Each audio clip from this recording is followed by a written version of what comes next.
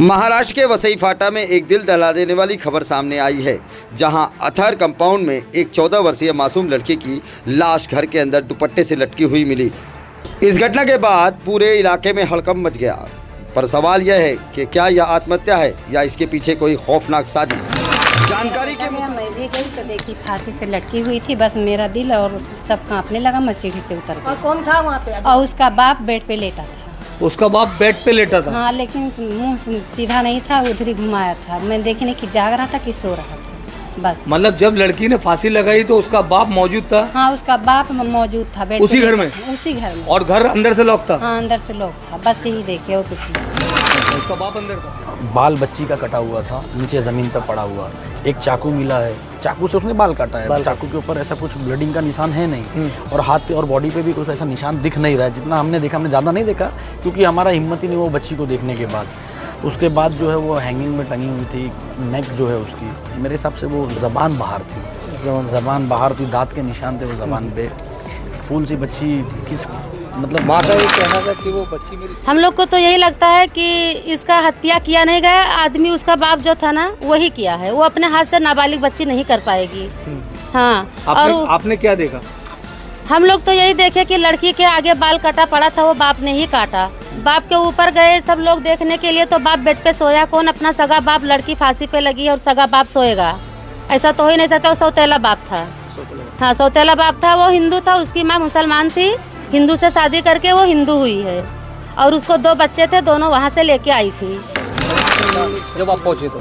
मैं जब पहुंचा हूँ ना, तो उसका जो फादर है ना, वो बेड पे बैठा हुआ था, और उसकी माँ जो शायद उस टाइम पे नीचे थी जब मैं पहुंचा हूँ, तो वो वापस नीचे से ऊपर गई है वो।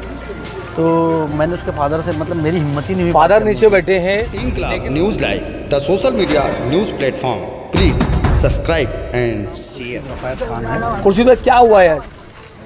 अब हुआ कैसा है कि मैं यहाँ पे डेली आता हूँ, यहाँ हमारे दोस्त की ऑफिस है, वहाँ बैठता हूँ। वो सुनने में आया कि किसी ने फांसी लगा लिया है। तो हम भी जैसे खबर पड़ी वैसे हम लोग दौड़ के पहुँचे, और घटना मेरे हिसाब से मेरे पहुँचने से वो आधा घंटा, 20 से 25 मिनट या आधे घंटे की बात ही है कि बच्ची ने फांसी लगा के लटकी हुई थी बॉडी। और वो मतलब एक दृश्य बोलते हैं ना कि जब इंसान सोचता है तो बहुत दुख हुआ। छोटी सी बच्ची, मासूम सी एक इंसान, जैसे अभी हमने जो भी केसेस देखते हैं तो कोई डिप्रेशन में रहता है, कोई कारोबार के डिप्रेशन में, ये सब मैंने हैंगिंग सुना। लेकिन एक 11 साल की बच्ची को किस चीज़ का टेंशन? उसका परिवार कब था, कहाँ पर था जब आप पहुँचे तो?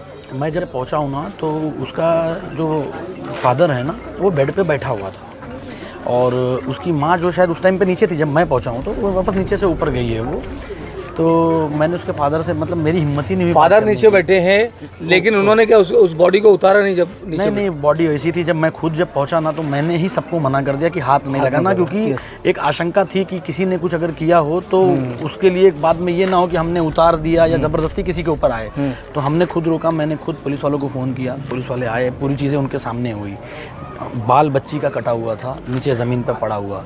एक चाकू मिला है, चाकू से उसने बाल काटा है। चाकू के ऊपर ऐसा कुछ ब्लडिंग का निशान है नहीं, और हाथ पे और बॉडी पे भी कुछ ऐसा निशान दिख नहीं रहा है। जितना हमने देखा, हमने ज़्यादा नहीं देखा क्योंकि हमारा हिम्मत ही नहीं वो बच्ची को देखने के बाद। उसके बाद जो है वो हैंगिंग में टंगी हुई थी। नेक जो है उसकी, मेरे हिसाब से वो ज़बान बाहर थी, ज़बान बाहर थी, दांत के निशान थे वो ज़बान पे।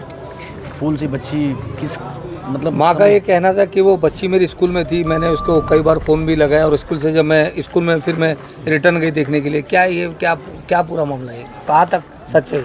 अब मैं इसी चीज़ के ऊपर, मतलब किसी को ज़बरदस्ती, मुझे माँ ने मेरे चैनल में बयान दिया है। मैं आपको यही बोल रहा हूँ ना, मुझे किसी पे ज़बरदस्ती शक करना है ना क्या। देखो, पुलिस वाले आए, पुलिस अब अपनी इन्वेस्टिगेशन करेगी, जो सच रहेगा वो सामने आएगा। मेरा कोई हक नहीं है किसी के ऊपर भी इल्ज़ाम करने का।